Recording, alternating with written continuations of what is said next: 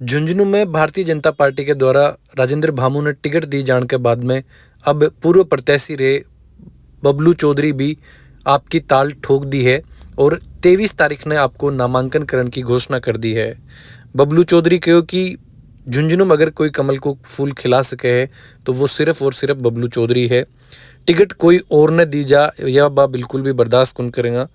भामू तो पार्टी को उम्मीदवार बनाने पर काफी नाराजगी दर्ज की है।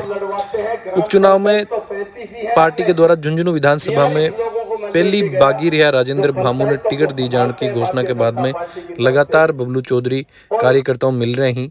आज एक सभा करके वह कार्यकर्ताओं इस चीज के लिए परमिशन ली कि वह चुनाव लड़ें या फिर राजनीति छोड़ दी। बी के बाद में यो फैसलो करो गयो कि अब वह चुनाव लड़ेगा और जनता की अगर कोई भी समस्या है तो भी के लिए हरदम बा के साथ में खड़ा रहेगा। बबलू चौधरी के द्वारा चुनाव लड़ने को जो फैसलो लियो गयो है इन थे की तरीका देखो हो कमेंट बॉक्स में लिख के जरूर बताओ।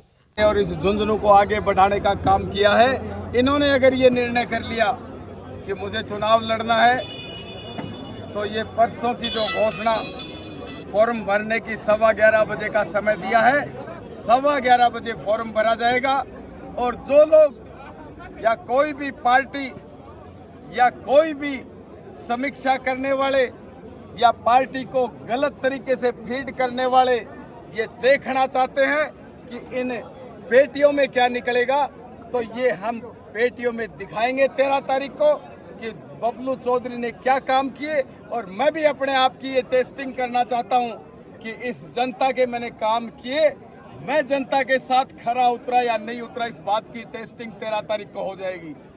आपके समर्थन में बड़ी संख्या में भाजपा के पदाधिकारियों और जो शक्ति केंद्र और बूथ अध्यक्ष हैं उन्होंने इस्तीफे आपको सौंपे हैं। किस तरह क्या नाराजगी है भाजपा में टिकट वितरण को लेकर? किसी की राय नहीं ली गई, सबके सब कार्यकर्ताओं को मारने का काम किया गया है और जिस तरीके से बागियों को टिकट दी गई, मैं यहाँ की बात नहीं करता, जिस तरह से इन 7 विधानसभा क्षेत्रों में 2 बागियों को टिकट दी गई है, ये ट्रेंड हमें बर्दाश्त नहीं है।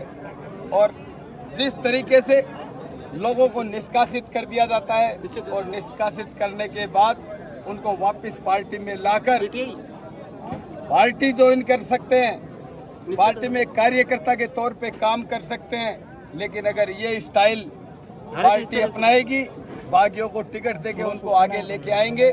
जो मोदी जी के लिए, जो हमारी भारतीय जनता पार्टी के लिए जिस तरह के वक्तव्य उनके थे पिछले चुनाव में, वो वक्तव्य उनके होने के बाद में अगर पार्टी ये काम करती है तो उस बात का मैं पूरा विरोध करता हूं और उन नेताओं के निर्णय का भी विरोध करता हूं। और 13 तारीख को इसका पेटियों में और सड़क पे इस बात को दिखाएंगे कि राज से जीता जा सकता है या जनता के वोटों से जीता जा सकता है, ये बात सामने लाके दिखा देंगे। अगर पार्टी बात करने का मौका मांगती है तो पार्टी में लिया जाएगा।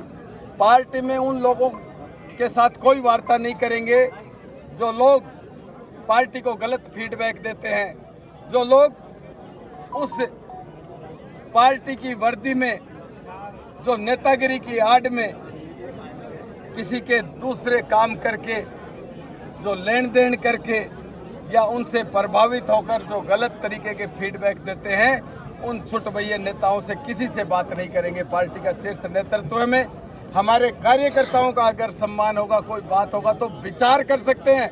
अगर ये कार्यकर्ताओं ने मना कर दिया तो कोई विचार नहीं होगा, कोई बात नहीं होगी आगे।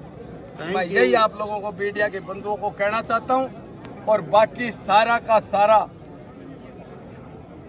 सारी ताकत हम उस दिन दिखाएंगे जिस दिन पेटियां खुलेंगी।